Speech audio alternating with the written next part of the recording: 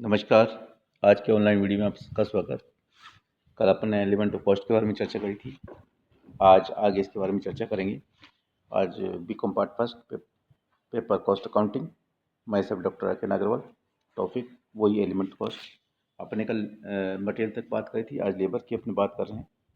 जैसा कि इसमें भी अपने दो है डायरेक्ट, इसमें डायरेक्ट लेबर और इनडायरेक्ट लेबर। डायरेक्ट मजदूर जो भी वर्कर काम कर रहा है वो डायरेक्ट प्रोडक्शन से संबंधित जो भी कार्य हैं उसे डायरेक्ट लेबर से इसकी तुलना की जाती है। इसमें क्या दो प्रकार से अपने इसको डिफाइन करेंगे, एक तो डायरेक्ट और इनडायरेक्ट। ठीक है। इसमें कह रहा है सामग्री की तरह मजदूरी पर भी होने वाले कुल खर्चों पर प्रत्यक्ष और अप्रत्यक्ष डायरेक्ट और इनडायरेक्ट दो प्रकार के भागों में इसको विभाजित किया जाता है। यदि कोई मजदूरी पूर्ण रूप से किसी निश्चित लागत केंद्र अथवा निश्चित लागत इकाई पर खर्च की जाती है तो ऐसा खर्च उस केंद्र अथवा इकाई के लिए प्रत्यक्ष होता है। भाई डायरेक्ट उस कॉस्ट पर अपन ने खर्चा कर रहा है तो वो उसके लिए प्रत्यक्ष इकाई या प्रत्यक्ष लागत के रूप में उसको खर्च किया जा सकता है। यानी जो डायरेक्ट खर्चा उस पर लेबर पे उस इकाई पे पड़ रहा है, तो ऐसा खर्चा उस केंद्र के लिए अथवा इकाई के लिए प्रत्यक्ष श्रम डायरेक्ट लेबर कॉस्ट होगा। प्रत्यक्ष मजदूरी डायरेक्ट वेजेस के रूप में चार्ज की जाती है। इसके विपरीत यदि किसी व्यक्ति को सेवाओं का उपयोग के लागत केंद्रों अथवा के इकाइयों पर हुआ है तो प्रत्येक केंद्र अथवा इकाई पर उसके द्वारा खर्च किए गए समय का कितना अलग भाग उस पर लगा है उसका पारिश्रमिक अलग अलग प्रकार से व्यतीत होगा। मैंने कहने का मतलब है जो अगर अपन किसी प्रोडक्शन पर कार्य कर रहे हैं, कॉस्ट वो डायरेक्ट उस पर इफेक्ट पड़ रहा है। ठीक है। डायरेक्ट उस पर हो रहा है तो वो डायरेक्ट लेबर की श्रेणी में आएगी। और अगर उसी लेबर के संबंध में अपन और अलग अलग कार्य कर रहे हैं और जिससे उस प्रोडक्शन का या पर सब प्रोडक्शन भी डिपार्टमेंट में भी अपन कुछ कुछ टाइम कर रहे हैं तो इनडायरेक्ट रूप में इसमें उसको इंक्लूड किया जाएगा। जैसे सपोज करिए उदाहरण ले लेते हैं कि भवन का निर्माण करने के लिए कारीगरों अथवा सहायकों का पारिश्रमिक संबंधी भवन के लिए प्रत्यक्ष मजदूरी है। एक मकान बना रहे कुछ भी कर रहे हैं, कारीगर है, सहायक हैं, जो भी जिनका पारिश्रमिक के लिए प्रत्यक्ष है। जबकि कई भवनों की देख रेख करने वाले इंजीनियर वो वेतन और सभी भवनों के लिए अप्रत्यक्ष। जैसे सपोज करो अपने भवन बना रहे, भवन जो लेबर डायरेक्ट वहाँ काम कर रही है वो डायरेक्ट लेबर है। अगर इंजीनियर है जो उसके लिए कोई नक्शा वक्शा बना रहा है वो क्या हुआ उसके लिए इनडायरेक्ट है। ठीक है। और इसे सभी भवनों में किसी उचित आधार पर बांट दिया जाता है, अलग अलग सा उसका निर्धारित किया जा सकता है। इसमें जो अपन देखने की चीज़ ये है कि यही देखना है कि अपन किस प्रकार से इसका वैल्यूएशन और किस प्रकार से इसका डिस्ट्रीब्यूशन अपन को करना है इस प्रकार से। देन अपने पास सबसे डायरेक्ट और इनडायरेक्ट में ये कि जो प्रोडक्शन से संबंधित अपन को डायरेक्ट जो मजदूर कार्य कर रहा है उस प्रोडक्शन जो डायरेक्ट है तो वो डायरेक्ट लेबर में है। और सब डिपार्टमेंट के थ्रू जो कार्य कर रहा है वो सब इनडायरेक्ट के रूप में उसको अपन ने क्लासिफिकेशन किया है।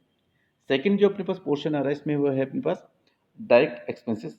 एक्सपेंसेस दो प्रकार के होते हैं, डायरेक्ट और इनडायरेक्ट। ठीक है।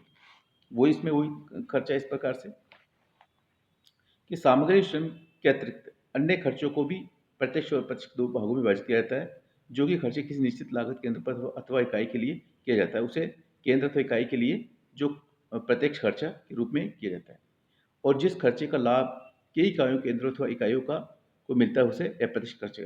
अगर किसी इकाई या यूनिट पर खर्च कर रहे हैं, जैसे सपोज करो एक यूनिट है ना, उसके लिए फला चीज़ को अपन ने प्रोडक्शन करना है, वो डायरेक्ट उसमें यूज़ आ रही है। ठीक है। अगर इस्पात फैक्ट्री है, इस्पात फैक्ट्री में सपोज करो लोहा जो है वो अपन को डायरेक्ट उसके लिए प्रत्यक्ष उसके अपन कुछ टूल्स वगैरह ला रहे हैं उस पर खर्च हो रहा तो वो है। अगर उसी के लिए अन्य खर्चा जैसे अपन करते हैं जैसे मेंटेनेंस है, रख रखाव है, जो भी है वो अप्रत्यक्ष श्रेणी में आ जाता है। ठीक है।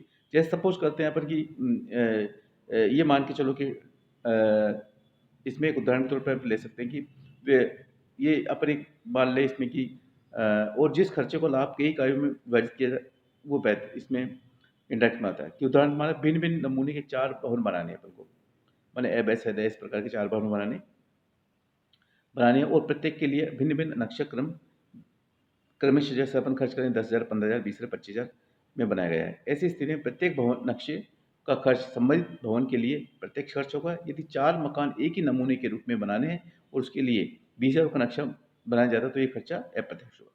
ये उदाहरण देखिए एक बेस्ट है, जैसे अपन एक 4 अपन को भवन बनाने हैं, ठीक है? और उसमें नक्शा बनाने के लिए इसने 10,000, 20,000, 15,000, 25,000 ये रुपए लिए, ठीक है? अगर अपन को एक ही बिल्डिंग बनानी है और उसमें अलग कमरे बनाने हैं, उसका सबका डिस्ट्रीब्यूटर ने 20,000 लिया, तो इनडायरेक्ट हो जाएगा। और वो जो पहले वाला अपने पास है, वो डायरेक्ट हो जाएगा। तो कहने का मतलब लागत लागत जो तत्व है इसमें मेन मेन फैक्टर्स जो अपने पास 4 निकल के आए थे। एक तो अपने कल पढ़ा था मटेरियल कॉस्ट में 2 अपने पास, एक तो डायरेक्ट मटेरियल और इनडायरेक्ट मटेरियल। सेकंड था लेबर कॉस्ट में 2 अपने डायरेक्ट डायरेक्ट लेबर और इनडायरेक्ट लेबर। और थर्ड था अपने पास एक्सपेंसेस में कौन से अपने पास डायरेक्ट एक्सपेंस और इनडायरेक्ट एक्सपेंस। देन जो इसमें अपन को कैलकुलेशन करना है और जो अपन को वैल्यूएशन करना है कि डायरेक्ट और इनडायरेक्ट, क्योंकि जब भी अपन इसमें आगे बात करेंगे, आगे प्रैक्टिकल क्वेश्चन करेंगे, तो उसमें ये क्लासिफिकेशन करना है कि अपन को डायरेक्ट और इनडायरेक्ट में कौन कौन सी श्रेणी में बांटना है और किस प्रकार के इसको डिवाइड करना है। तो ये टॉपिक के बारे में अपन को पूरा समझना है और इसको किस प्रकार से कैलकुलेट करना है। तो इस टॉपिक को अपन और आगे अपन ये इस नेक्स्ट वाले टॉपिक में देखेंगे कि ओवरहेड कितने प्रकार के थे, ओवरहेड किस प्रकार से चार्ज किए जाते हैं, ओवरहेड पे कैलकुलेशन किस प्रकार से किया जाता है। तो अपन को 3 प्रकार के आगे इसमें डिस्कस करेंगे ओवरहेड के बारे में। तो ओवरहेड आगे अपने पास है, एक तो फैक्ट्री ओवरहेड है, एडमिनिस्ट्रेटिव ओवरहेड है, सेलिंग एंड डिस्ट्रीब्यूशन ओवरहेड, ये अपन नेक्स्ट टॉपिक में चर्चा करेंगे। थैंक यू, धन्यवाद।